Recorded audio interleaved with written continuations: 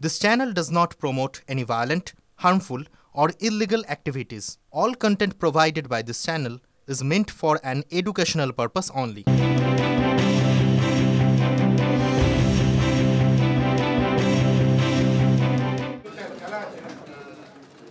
নমস্কার, সন্ধ্যের super prime টাইমে আপনাদের সকলকে স্বাগত। এই মুহূর্তে নিউজ রুম থেকে আমি মঞ্জিরা যেরকম আপনাদের সঙ্গে রয়েছি, একই সঙ্গে নিউজ ডেস্ক এবং স্টুডিওতে মধুকল্পিতা আর সম্প্রীতিও রয়েছে। শুরু করবো যে খবর দিয়ে, এসআইআর বন্ধ করুন এই মর্মে চিঠি দিয়েছিলেন মমতা বন্দ্যোপাধ্যায় কমিশনকে। এরপর 20 তারিখ দিয়েছিলেন, আজ আবারও চিঠি দিলেন মমতা বন্দ্যোপাধ্যায় এবং সিইও দফতরের ভূমিকা সামনে রেখে চিঠি লিখলেন তিনি। অস্থায়ী ডেটা এন্ট্রি অপারেটরদের নির্বাচনের কাজে নিষেধাজ্ঞা কেন? 1000 ডেটা এন্ট্রি অপারেটর বাইরে থেকে নিয়োগের নির্দেশ কেন? যেখানে প্রশাসনে দক্ষ কর্মী রয়েছে সেখানে নতুন করে লোক ভাড়া করার নির্দেশ কেন? প্রশ্ন তুললেন মুখ্যমন্ত্রী। আর কি বললেন, চিঠি কেন লিখলেন জানবো। দীক্ষা ভুইয়া আমাদের সঙ্গে রয়েছেন, কথা বলবো তার সঙ্গে। দীক্ষা, দেখো, আর যেটা বললে যে আগে এসআইআর বন্ধ করার জন্য বিএলও এবং যারা এসআইআর এর কাগজ নেই আতঙ্কে অনেকেই যখন আত্মহত্যায় হচ্ছেন বা মারা যাচ্ছেন সেই সময় আবার চিঠি দিয়েছিলেন মুখ্যমন্ত্রী। আজকে দ্বিতীয়বার চিঠি দিলেন জ্ঞানেশ কুমারকে। সেখানে তিনি প্রশ্ন তুলেছেন, দুটি গুরুত্বপূর্ণ প্রশ্ন তুলেছেন। সেটা হচ্ছে যে নির্বাচন কমিশন আগে জানিয়েছিল যে তারা কোনো চুক্তিভিত্তিক ডাটা এন্ট্রি অপারেটর নেবে না, অথচ এখন দেখা যাচ্ছে তারা ডাটা এন্ট্রি অপারেটর এবং সপ্তাহ তৈরির জন্য 1000 লোক নিয়োগ করার জন্য দরপত্র ডেকেছে, অর্থাৎ টেন্ডার ডেকেছে। মুখ্যমন্ত্রীর প্রশ্ন, যেখানে জেলা শাসকদের কাছে সরকার ইতিমধ্যেই প্রয়োজনীয় ডাটা এন্ট্রি অপারেটর যারা নিয়োগ করা, যারা কাজ করতে পারবেন এরকম দক্ষ অপারেটর রয়েছে, সেক্ষেত্রে যখন একবার নির্বাচন কমিশনে বলে দিল যে তারা ডেটা এন্ট্রি অপারেটর ক্যাজুয়াল ভিত্তিতে নেবে না, তাও সেই জায়গায় দাঁড়িয়ে তারা আবার নিল। এবং দ্বিতীয় যেটা বলেছেন যে আবাসনগুলিতে, বেসরকারি আবাসনগুলিতে কি করে ভোট কেন্দ্র তৈরি করতে চাইছে সেই সিদ্ধান্ত কেন? আপাতত তোমাকে ধন্যবাদ। আর এদিকে ক্ষমতা হারানোর ভয় পাচ্ছেন বিজেপি সরব, বলছেন শুভেন্দু অধিকারী। উনি ক্ষমতা হারানোর ভয়ে আর যে ছবি আসছে পিলপিল করে বাংলাদেশি অবৈধ অনুপ্রবেশকারীরা পশ্চিমবঙ্গ ছাড়ছেন, আর বিএসএফ বর্ডার খুলে দিয়েছে, আর বাংলাদেশের বিজিবিও বাংলাদেশি লোকেদেরকে গ্রহণ করে নিচ্ছে। এই দৃশ্য দেখার পরে মমতা বন্দ্যোপাধ্যায় মূলত মৃত voter, fake voter, double triple entry, অবৈধ ভোটার এবং বিশেষ করে বাংলাদেশি অনুপ্রবেশকারী রোহিঙ্গাদের সমর্থনে ক্ষমতায় আছেন বলে ক্ষমতা হারানোর ভয়ে এসব চিঠি লিখছেন। এর কোনো বাস্তবতা নেই, এর কোনো যৌক্তিকতা নেই। এসআইআর এর বিরোধিতায় পথে এবারে তৃণমূলপন্থী যারা বিএলওরা রয়েছেন তারা আজ দিনভর সেই ঘটনাকে কেন্দ্র করে উত্তপ্ত হয়ে উঠল শহর কলকাতার রাজপথ। সিইওর ঘরের সামনে অবস্থান বিক্ষোভে অধিকার রক্ষা মঞ্চের অস্বাভাবিক মৃত্যু, কাজের চাপ, এই দুটোকে মূলত তারা ঢাল করেছেন। আন্দোলনে তৃণমূলপন্থী বিএলওরা এসআইআর এর বিরোধিতায় সিইওর দপ্তর অভিযান করে বিএলও অধিকার রক্ষা মঞ্চে। দেখতেই পাচ্ছেন আপনারা সেই ছবি, আপনাদেরকে দেখাচ্ছি। সরাসরি চলে যাবো, আমাদের প্রতিনিধি শ্রাবন্তী রয়েছেন আমাদের সঙ্গে। শ্রাবন্তী, একদিকে যখন যারা রয়েছেন বিএলওরা তারা বিক্ষোভ দেখাচ্ছেন, ঠিক অপরদিকে আজই সন্ধ্যে 6:30 একটি সাংবাদিক সম্মেলন, সাংবাদিক বৈঠক হওয়ার কথা ছিল। সেই বৈঠক কখন হবে কিছু কি জানা যাচ্ছে? দেখো, সকাল সন্ধ্যে 6:30টার সময় যে বৈঠক হওয়ার কথা রয়েছে সেই বৈঠকে যে পথ দিয়ে নেমে মুখ্য নির্বাচনী আধিকারিক করবেন সেই পথের সামনেই একেবারে বসে আছেন বিএলওরা। তাদের বক্তব্য, তাদের সঙ্গে দেখা করতে হবে এবং স্বয়ং মুখ্য নির্বাচনী আধিকারিককেই দেখা করতে হবে। সাধারণত অনেকেই ডেপুটেশন দিতে আসেন এবং সেখানে অ্যাডিশনাল সিও বা ডেপুটি সিও অনেক সময় দেখা করেন, কিন্তু এই বিএলও এবং এই অধিকার মঞ্চের যারা সদস্য রয়েছেন তাদের বক্তব্য যে একমাত্র মুখ্য নির্বাচনী আধিকারিক যদি তাদের সাথে দেখা করেন তারপরেই তারা পথ ছাড়বেন। ফলে কার্যত কখন সাংবাদিক সম্মেলন হবে এবং কোন পথে সিও নামবেন সেটা নিয়ে আপাতত প্রশ্ন রয়েছে। ধন্যবাদ শ্রাবন্তী। কেন দেবো? আমার সহকর্মীরা অতিরিক্ত চাপের কারণে মারা যাচ্ছে, অসুস্থ হয়ে পড়ে যাচ্ছেন, ইসিআই দেখতে পাচ্ছে না। আমরা ভালো করে ভদ্রভাবে বলছি সবাইকে কি আপনি এসআইআর কাজ করান, কিন্তু আমাদের সহকর্মীরা যারা রয়েছে তাদের ব্যাপারে ভাবুন, কিন্তু নেই, ভাববেন না। চোখটা বন্ধ করে যা ইচ্ছা খুশি করে যাচ্ছেন, এটা আমরা মেনে নেব না। তালা দিচ্ছেন কেন? তালা এটা দরকার নেই তো, কি দরকার এটা? যখন উনি কাজই করেন না ভালো করে, তাহলে তালা তো মারতেই হবে। উনি মুখে কানে তালা দিয়েছেন, আমরা কেটে তালা দেবো। বিএলওদের উচিত নবান্ন অভিযান, কারণ বিএলওদের আজকে কি সমস্যা? বিএলওদের এখনকার সমস্যাটা হচ্ছে আপলোড করা, সেটা এখন সমস্যা হয়ে গেছে। সেটা কেন হলো? তার কারণ রাজ্য সরকার এই বিএলওদের এই ডাটাটাকে আপলোড করার জন্য কোনো ডাটা এন্ট্রি অপারেটর দেননি। এই ঘটনার জন্য যদি কারোর শরীর খারাপ হয়, যদি কারোর ওপর রাগ করতে হয়, যদি কারোর ওপর অভিযোগ করতে হয়, তাহলে সেটা মমতা ব্যানার্জির ওপর করা উচিত। গুজরাটে যে বিএলওরা মারা যাচ্ছেন, তাহলে তাদেরকে কে চাপ দিচ্ছে? আজকেও গুজরাটে একজন বিএলওর মৃত্যুর খবর এসছে। রাজস্থানে, ডাবল ইঞ্জিনের রাজ্য, বিজেপির পঞ্চায়েতের সদস্য সুভাষচন্দ্র মণ্ডল, তার নাম বাংলাদেশের সাতক্ষীরায় রয়েছে। বিজেপির বনগাঁ দক্ষিণের বিধায়ক স্বপন মজুমদার, তার জন্ম, তার বাড়ি বাংলাদেশে। ত্রিপুরার মুখ্যমন্ত্রী ছিল বিপ্লব দেব, যে রাজ্যের পর্যবেক্ষক, তার বাড়ি বাংলাদেশে, সে বাংলাদেশের বাসিন্দা, তার জন্ম বাংলাদেশে। মানে বিজেপি হলে কি ঘুষপেটিয়া কোটায় কোনো স্পেশাল ডিসকাউন্টের ব্যবস্থা করেছে ভারতীয় জনতা পার্টি? না নির্বাচন কমিশন জিএসটি রেটে ছাড় দিয়েছে ঘুষপেটিয়ার জন্য বিজেপির ক্ষেত্রে? বিএলওদের নানা ক্ষোভ বিক্ষোভ যেমন আছে, তেমন আছে নানা সীমাবদ্ধতার মধ্যেও সাফল্যের কথা। বিভিন্ন জেলায় কমিশনের দেওয়া টাস্ক সময়ের আগেই শেষ করে এরকম সাফল্যের তালিকায় জলজল করছে অনেক বিএলওর নামে। এবার সেই সমস্ত বিএলওর কাহিনী আমাদের TV9 বাংলায়। আর প্রথমেই যেরকম যে জেলার দিকে আমরা নজর রাখি, সেটা হচ্ছে রাজ্যের বিভিন্ন প্রান্তে যখন এনুমারেশন ফর্ম, ডিজিটালাইজেশনের নানা বিষয় নিয়ে অভিযোগ করছে যে কিভাবে হবে ডিজিটালাইজেশনের কাজ, কিভাবে সময়ের মধ্যে সেটা শেষ হবে, তখন দ্রুত কাজ শেষের উদাহরণ তৈরি করলেন নদিয়ার 89/101 নম্বর বুথের বিএলও ওয়াহিদ আকরাম মণ্ডল। মাত্র 17 দিনে 806 জন ভোটারের ফর্ম ডিজিটাইজ করে ফেলেছেন এই বিএলও ওয়াহিদ আকরাম মণ্ডল। নদিয়ার হাঁসখালির বড় চুপড়িয়া প্রাথমিক বিদ্যালয়ের সহ শিক্ষক ওয়াহিদ আকরাম মণ্ডল মাত্র 17 দিনের মধ্যে 806 জনের নাম ডিজিটাইজ করায় তাকে সম্বর্ধিত করেছে নির্বাচন কমিশন। করলে আমার কাজটা খুব দ্রুত গতির হবে, আমি তাদের সাথে আলোচনা করি এবং পরের দিন থেকে আমি মোটামুটি ফর্ম দেওয়া শুরু করি। প্রথমে আমাদেরকে 100-100টা করে ফর্ম দেওয়া হয়েছিল এবং আমি প্রথম দুদিনেই প্রায় 200টা দিয়ে ফেলেছিলাম। 806টা আমার ইলেক্টর ছিল এবং 806টাই আমি ওই 17 ভিতর 17 দিনের মাথায় আমি পুরো শেষ করে ফেলি। আমার হাজব্যান্ড যে পরিশ্রম করেছে, যে দিনে রাতে, সেটা খুব আমি কাছ থেকে দেখছি। আর ওর সাফল্যে আজকে আমি খুব খুশি। আমরা ভাবতেই পারিনি আমরা যে সফলতা এত তাড়াতাড়ি এত ভালো করে যে পাবো, সে ভাষা খুঁজে পাচ্ছি না, মানে এত খুশি। দেখুন, এই এসআইআর এর কাজ নিয়ে ক্ষোভ বিক্ষোভ চলছে, বিভিন্ন জায়গা থেকে ক্ষোভ উগড়ে দিচ্ছেন বিএলওরা, কিন্তু একটা অন্য ধরনের ছবি ধরা পড়ছে। কোথায় বলুন তো? পুরুলিয়ার বাঘমুন্ডিতে। সেখানে ধরা পড়ছে অন্য ছবি। গাগি গ্রামের 2টি বুথে বিএলও 100% কাজ সম্পূর্ণ করে ফেলেছেন 15 দিনে। অন্যদিকে 16 দিনের মাথায় এনুমারেশন ফর্ম আপলোড করেছে এবং এসআইআর এর কাজ এখনো পর্যন্ত 100% সফল এই দুই বিএলও। গাজী গ্রামটির অবস্থান ঝাড়খণ্ডের একেবারে পাশে। সমস্যা অনেক ছিল, তবে বিএলএ গ্রামবাসীদের সহযোগিতায় নিজেদের লক্ষ্য পূরণ করে ফেলেছেন এই দুই বিএলও। আমার 18 তারিখে মানে পোর্টালে আমাদের যে বিএলও অ্যাপ, সেখানে আমার কোনো পেন্ডিং নেই, আমার সমস্ত কাজই সম্পূর্ণ হয়েছে। এটা 4 নভেম্বর থেকে শুরু হয়েছে, ফলে 18 নভেম্বর পর্যন্ত আমার 15তম দিনে কাজ কমপ্লিট হয়ে গেছে। শুরু হয়েছে আমার কাজ 4 নভেম্বর থেকে এবং শেষ 16 দিনে আমার মাথায় কাজটা শেষ হয়েছে। হ্যাঁ, ফুল আপলোড হয়েছে, ডিজিটাইজ হয়েছে। গ্রামবাসী হয়তো এসআইআর এর জন্য প্রস্তুত ছিলেন, ওনারা ফর্ম পেতে পেতে আমাদেরকেও ফর্ম জমা দিয়েছেন। একার দ্বারা কোনো কাজ সম্পূর্ণ হয় না, ওনারা সবাই মিলে সাপোর্ট করেছেন বলে আমি এই কাজটা সম্পূর্ণ করতে পেরেছি 16 দিনের মাথায়।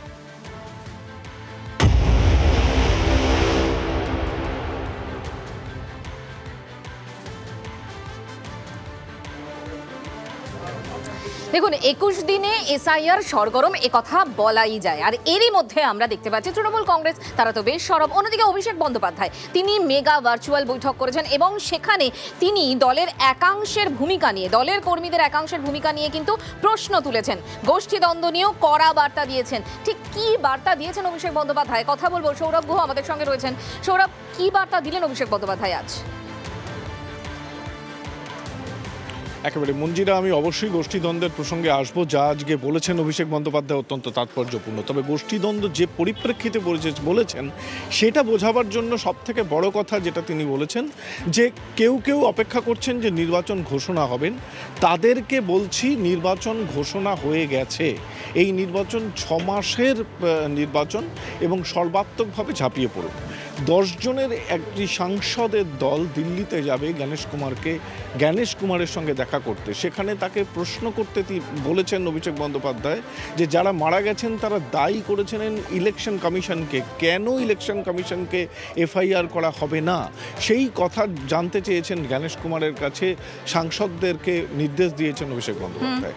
আরও গুরুত্বপূর্ণ কথা যে বিভিন্ন গুরুত্বপূর্ণ মন্ত্রী এমএলএ, যার মধ্যে অরূপ বিশ্বাস, চন্দ্রিমা ভট্টাচার্য, ব্যাচেলাম মান্নার মতো অনেক সিনিয়র লোকেরা আছে, স্নেহাশিস চক্রবর্তী, তাদেরকে বলেছেন। ইতিমধ্যেই তো হুমায়ুন কবির, যিনি বারবার দলকে ইদানিংকালে অস্বস্তিতে ফেলেছেন, মনোজ তিওয়ারি, তাদের নাম করেও তো একেবারে কড়া কথা বলেছেন অভিষেক বন্দ্যোপাধ্যায়। তালিকাটা কি অনেকটা বড়? আমি একটু অ্যাড করে নিচ্ছি যে এই মন্ত্রীদেরকে তিনি বলেছেন ব্যাগ গুছিয়ে জেলায় চলে যান 9 দিনের জন্য, যেখানে এনুমারেশন ফর্ম ফিল আপ হচ্ছে এবং বিলি হচ্ছে, তার রেজিস্ট্রেশনটা যেন দলের অ্যাপে করা হয়। অর্থাৎ এই যে তীব্রতাটা, মানে বলা যেতে পারে নির্বাচনের যুদ্ধ শুরু করে দিলেন অভিষেক বন্দ্যোপাধ্যায়। এবার তুমি যে পয়েন্টটা তুললে যে হুমায়ুন কবিরের নাম নিয়েছেন, মনোজ তিওয়ারির নাম নিয়েছেন, মনোরঞ্জন ব্যাপারীর নাম নিয়েছেন এবং কাঞ্চন মল্লিকের নাম নিয়েছেন, এরা কোনো ক্যাম্পে যাননি। এই বিষয়ে অনুরোধ করেছেন তিনি, নির্দেশ দিয়েছেন অবিলম্বে তাদেরকে ক্যাম্পে যাওয়ার। আর গোষ্ঠীদ্বন্দ্ব নিয়ে বলেছেন যে কেউ কাউকে পছন্দ নয়, এই জন্য যদি কাজে ফাঁকি দেন দল ক্ষমা করবে না, মানুষ ক্ষমা করবে না, অর্থাৎ চরম সিদ্ধান্ত নেওয়া হবে। ব্লক সভাপতি যদি কাজ না করে, অর্থাৎ বার্তাটা একেবারে স্পষ্ট, কাজ করতে হবে, মানুষের কাছে পৌঁছতে হবে, দরকারে ব্যাগ গুছিয়ে জেলায় যেতে হবে। আজ স্পষ্ট বার্তা দিয়েছেন অভিষেক বন্দ্যোপাধ্যায়। সৌরভ, ধন্যবাদ। যে একটা ব্রিফ প্রেস মিটিং আছে, এটা আপনারা ঘনে ঘনে আসছেন, আপনারা ঘনে ঘনে আসছেন কি কিরকম প্রোগ্রেস হচ্ছে না হচ্ছে, এখন পর্যন্ত কি প্রোগ্রেস হয়েছে নি হয়েছে ওটা যেটা করছি। আমার আছে অরিন্দম নিয়োগী, উনি প্রেজেন্টেশন করবেন, মাঝে মাঝে আমি বলবো। আপনারা জানেন আমাদের 294টা অ্যাসেম্বলি কনস্টিটিউয়েন্সি যেটা আছে, প্রত্যেকটাতেই আমাদের এসআইআরের কাজ ফুল ফোর্সে চলছে এবং অনেকটা গুটিয়ে আনা হয়েছে। টোটাল 80,681 পোলিং স্টেশন যা রয়েছে এবং টোটাল যে ইলেক্টার্স, অর্থাৎ যাদের নামে আমাদের এনুমারেশন ফর্ম ইস্যু হয়েছে 7,66,37,529। হ্যাঁ, এটা যেটা আমি বলছি যে 27 অক্টোবর রাত্রি 12টার সময়, मतलब 0 आवर तो 28 অক্টোবর যতজন ভোটার ছিলেন আমার 7,66,37,529 প্রত্যেক এনুমারেশন ফর্ম পাওয়ার কথা ছিল কি যে কারেন্ট অ্যাড্রেস আছে ভোটার রোলে 27 তারিখে অক্টোবরে, ওখানে এনুমারেশন ফর্ম দেওয়ার কথা ছিল। এখানে 80,681 বিএলও কাজ করছিলেন আমাদের এই সমস্ত পোলিং স্টেশন এরিয়ায় এবং তাদের উপরে সুপারভাইজার যারা রয়েছেন 8,136, অ্যাসিস্ট্যান্ট ইআরওস যারা কাজ করছেন 3,059 এবং ইলেকট্রাল রেজিস্ট্রেশন অফিসার 294। এর ওপরে ওভারঅল সুপারভিশনে প্রত্যেক জেলায় ডিস্ট্রিক্ট ইলেকশন অফিসার রয়েছেন 24। এই প্রসঙ্গে জানিয়ে রাখি, আপনারা জানেন যে 14,997 polling station, new polling station আমাদের তৈরি হওয়ার প্রপোজাল আছে, কয়েকদিনের মধ্যেই আমরা নিশ্চয়ই অ্যাপ্রুভাল পেয়ে যাব। তো এটা যেটা আছে আমাদের রেশনালাইজেশন অফ পোলিং স্টেশন বলা হয়েছিল ইসিআই থেকে, এটা আমরা আগে বলেছিলাম কি 1200 ভোটার থেকে বেশি যত পোলিং স্টেশন আছে ওখানে ওটা পোলিং স্টেশন ভাগ হবে, রেশনালাইজেশন হবে। এরা জেলা শাসক থেকে প্রপোজাল এসেছিল, এখানে অল পার্টি মিটিং হলো, তারপরে আবার জেলা শাসক কাছে গেল। তো ওটা যেটা আছে 14,997 এক্সট্রা বুথ প্রপোজাল ছিল অ্যান্ড এটা রেশনালাইজেশন হয়ে ইসিআই ডেডলাইন আছে 4 ডিসেম্বর মধ্যে ইসিআই কাছে অ্যাপ্রুভাল নিতে হবে। কিন্তু মাঝখানে যে কাজ বেড়ে গেছে অনেক, একজন বিএলওকে 1200 থেকে বেশি ভোটার কাজ করতে হলো, এই জন্যে আমরা স্পেশাল পারমিশন নিয়ে জেলা শাসকদেরকে অর্ডার দিলাম কি 14,997 বুথ মধ্যে আপনার অ্যাডিশনাল বিএলও নিয়োগ করতে পারেন। অনেক যারা জেলা শাসক যে আছে নিয়োগ করেছেন ওটা এক্সিস্টিং বিএলওকে সাহায্য করার জন্য। এছাড়া আমাদের যে আছে ফুল মেশিনারি যেটা আছে, আমাদের এডিএম আছেন, ওসি ইলেকশন আছেন, বিডিও স্টাফ আছেন, এসডিও স্টাফ আছেন, এ সবই সাহায্য করছেন আমাদের এক্সারসাইজে যে আছে এনুমারেশন এক্সারসাইজে। অ্যান্ড পলিটিক্যাল পার্টি থেকে প্রায় 1,55,000 বিএলএ যে আছে সাহায্য করছেন। অনেক লোক যে আছে ভলেন্টিয়ার হিসাবে সাহায্য করছেন। তো এছাড়া 1,53,541 বুথ লেভেল অ্যাসিস্ট্যান্ট, যেটা পলিটিক্যাল পার্টি, যেটা স্যার বললেন পলিটিক্যাল পার্টিরা দিয়েছেন, তারা সম্পূর্ণভাবে সহযোগিতা করছেন।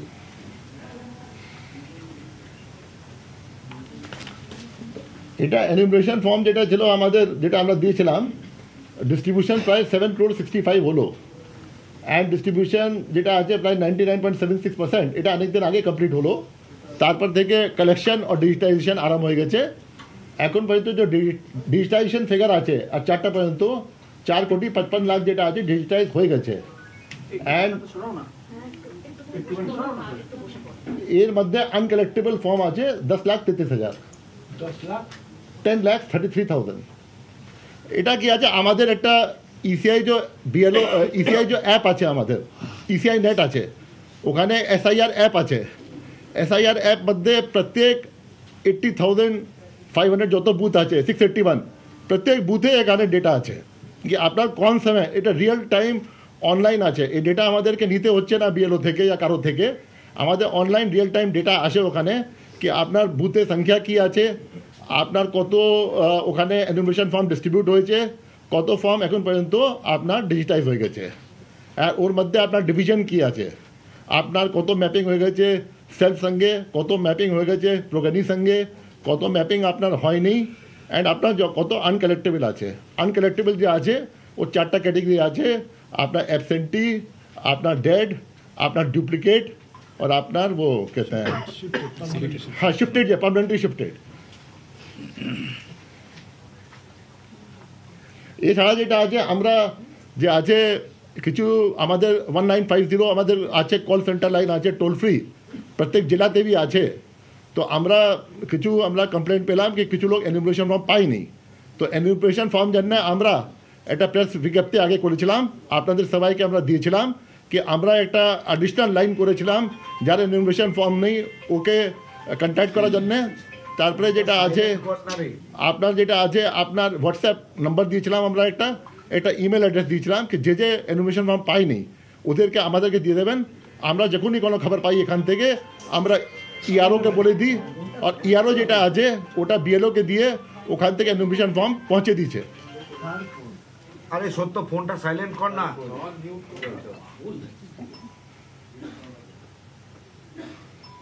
সঙ্গে হেল্প ডেস্ক আমাদের সমস্ত ডিএম অফিসে, ইআরওদের অফিসে এবং বিডিও অফিসে রয়েছে।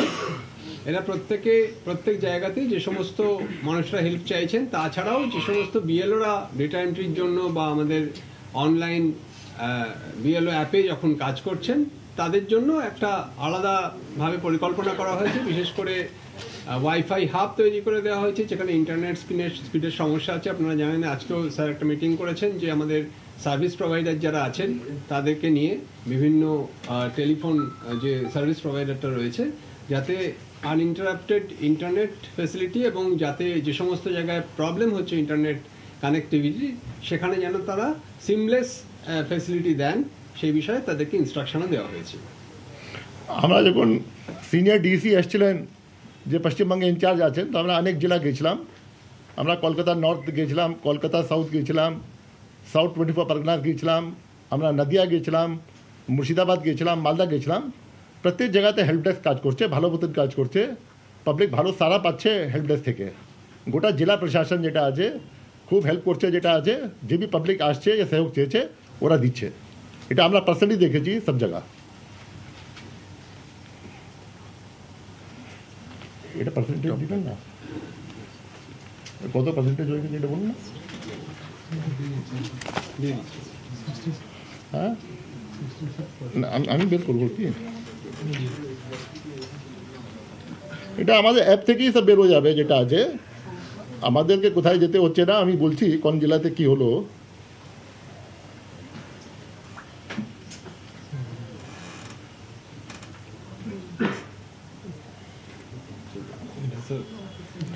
তুমি অন্য বের করো, আমি পূর্ব বর্ধমান বের করছি, তুমি অন্য সেকেন্ড বের করো, তুমি থার্ড।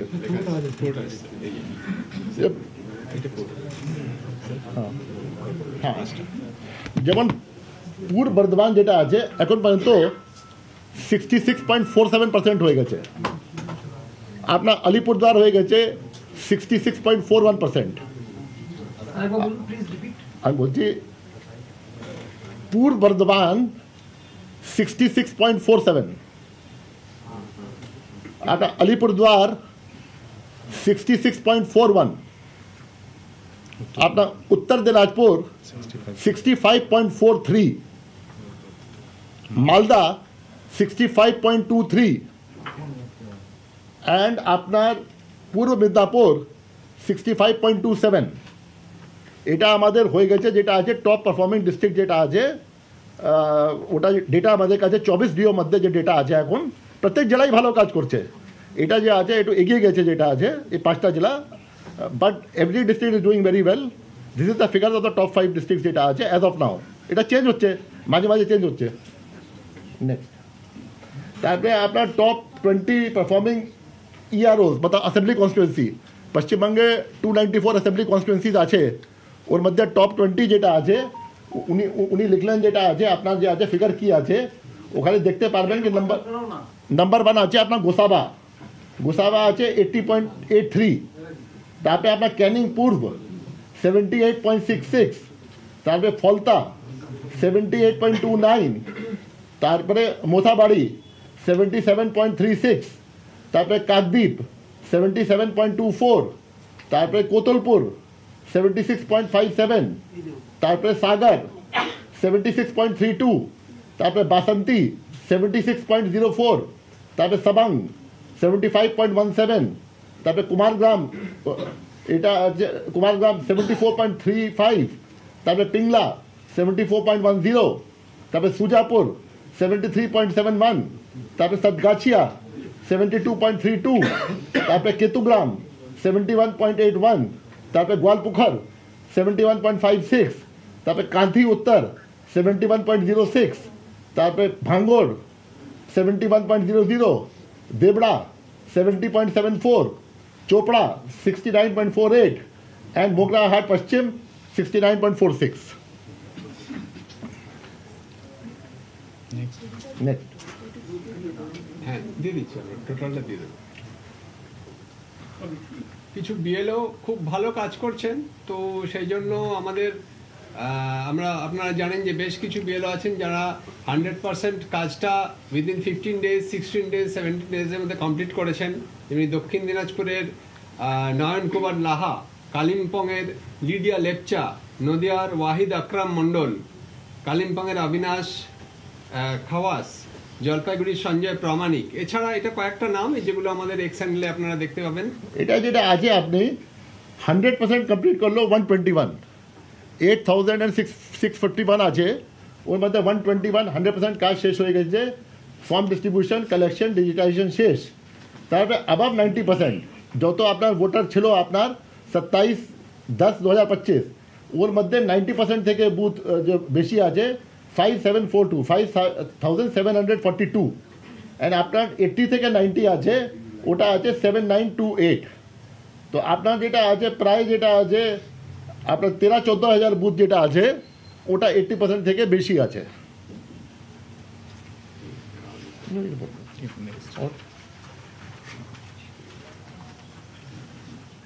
এখানে জাস্ট আমাদের কিছু ক্রিটিক্যাল জায়গায় মানে ডিস্ট্রিবিউশন অফ এনিউমারেশন ফর্ম বিএলওরা যে ডিস্ট্রিবিউট করেছেন তার কিছু ডকুমেন্টেশন আপনারা দেখবেন। আমাদের সোশ্যাল মিডিয়া হ্যান্ডেলে আমরা প্রচুর ডিস্ট্রিবিউশন এভাবে দিয়েছি এবং সাবমিশন অফ এনিউমারেশন ফর্ম প্রত্যেক বিএলও যেভাবে কাজ করছেন। ডিজিটাইজেশন বিভিন্ন জায়গায় আমরা বললাম হাব করে কাজ করা হচ্ছে, বিভিন্ন ব্লক অফিসে, পঞ্চায়েত অফিসে, অন্যান্য জায়গায়। এছাড়া হেল্প ডেস্ক যে সমস্ত জেলায় করা হয়েছে প্রচুর আমাদের ডকুমেন্টেশন রয়েছে। এখন যে আছে আমাদের বিএলও যে আছেন প্রচুর পরিশ্রম করছেন। 4 নভেম্বর থেকে আরম্ভ হলো আর আজকে প্রায় 20 দিন হয়েছে। 20 দিন মধ্যে যেটা আছে 7 কোটি 66 লাখ লোক কাছে অ্যাপ্রোচ করা, ওদেরকে ফর্ম দিয়া, তারপরে অনেক জায়গা পাবলিক ওনাদের থেকে সাহায্য চেয়েছে কিনা ভরবো, অনেক বিএলও সাহায্য করেছেন যেটা আছে। তারপরে ফর্ম কালেকশন করা, তারপরে এখন তো সব কাজ অনলাইন হচ্ছে, রিয়েল টাইম হচ্ছে, ওখানে আপলোড করার পরে যেটা আছে এনুমারেশন ফর্ম রিসিভ করে ইআরওকে দিয়ে। তো প্রায় প্রচুর কাজ করেছেন বিএলও যেটা আছে, প্রচুর খাটনি করেছেন বিএলও যেটা আছে।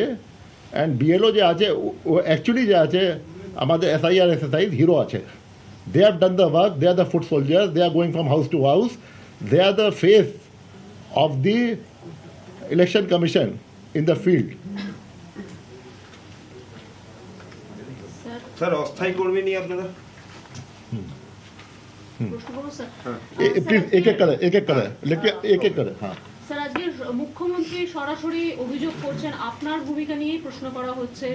উনি বলছেন বিশেষতভাবে যে দেশের মুখ্য নির্বাচন কমিশনারকে চিঠি লিখে আপনার সম্পর্কে জানাবেন, আপনার বিরুদ্ধে একাধিক অভিযোগ রয়েছে। ডেটা এন্ট্রি অপারেটর নিয়োগ না করেন, আপনারা নিজে একটা চুক্তিভিত্তিক ডেটা এন্ট্রি অপারেটর এবং সফটওয়্যার সম্পর্কিত কর্মী নিয়োগের জন্য টেন্ডার ডেকেছেন।